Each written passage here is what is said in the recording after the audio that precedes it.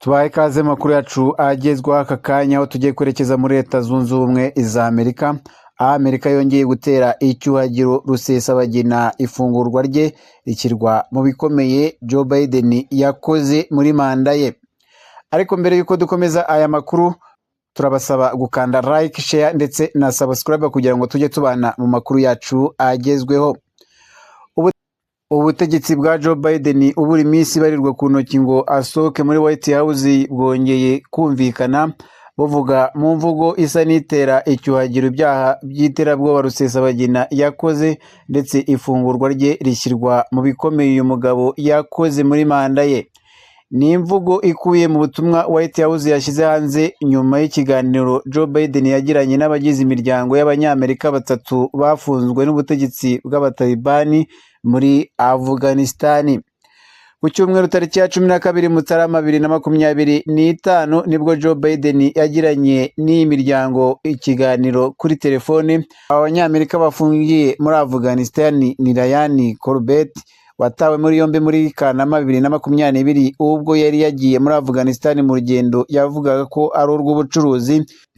Undi ni George Grossman nawe wafatiwe i Kabul mu mwaka w'ibihumbi 2022 aho yari yagiye nka mukerarugendo, ndetse na Mohamud Habibi wakoreraga ikigo kimwe muri Afghanistan.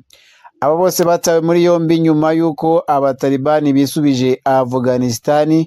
Ingabo za Amerika zari muri iki gihugu zirataha.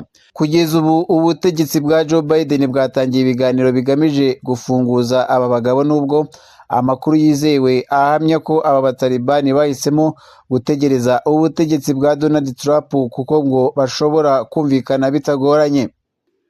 Mu itangazo White House yashyize hanze nyuma y'ibiganiro yagaragaje ko ubutegetsi bwa Joe Biden bwabashije gufunguza Abanyamerika 75 bari bafungiye mu bihugu birimo n'u Rwanda mu buryo bunyuranyije n'amategeko. Iri tangazo ntiryerura nyirizina ngo rivuge Rusesabagina mu izina, gusa usesenguye amakuru y'ifungwa rye n'imbaraga iki gihugu cyashyize mu kumufunguza ubona ko ari we cyashakaga kuvuga.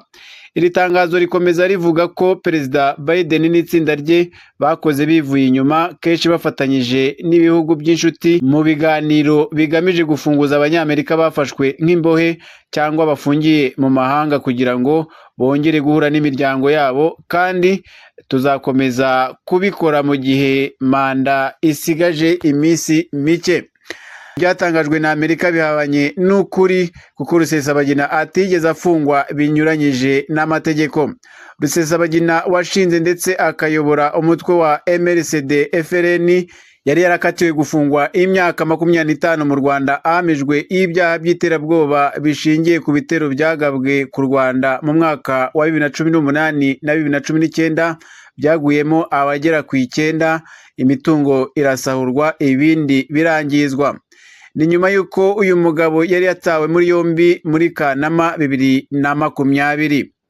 Kuva uyu mugabo yatabwa muri yombi, ibihugu birimo Leta Zunze Ubumwe za Amerika n'indi miryango byakomeje gushyira u Rwanda ku gitutu kugira ngo arekurwe.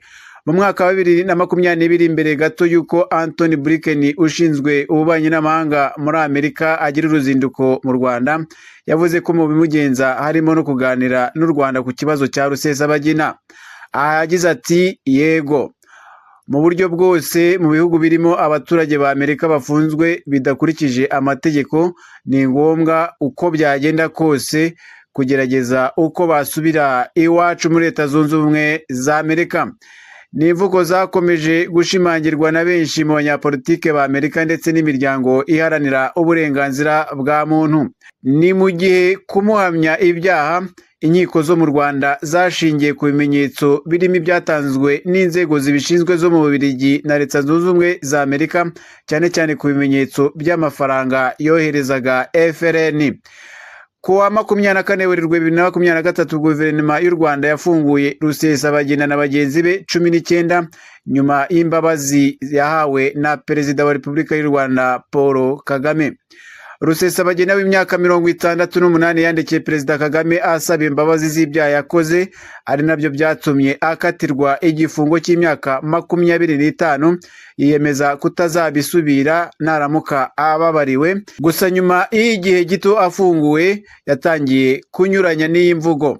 Mu byatangajwe na White House nta namwe yigeze igaragaza ibyaha uyu mugabo yakoze, ahubwo yashyizwe mu bandi iki gihugu kivuga ko bari bafunzwe binyuranyije n'amategeko. Amerika itangaje ibi mu gihe u Rwanda ruherutse kugaragaza ko rufite amakuru yizewe ashimangira ko Rusesabagina yasubiye mu bikorwa byo gutera inkunga imitwe yitwaje intwaro irwanya ubutegetsi bw'u Rwanda. Dukomeze kubana mu makuru yacu ataha, mukanda like, share ndetse na subscribe kugira ngo tujye tubagezaho amakuru yacu agezweho mu bihugu bitandukanye, ariko duhereye mu Rwanda. Mwakoze kubana natwe, mugira ibihe byiza.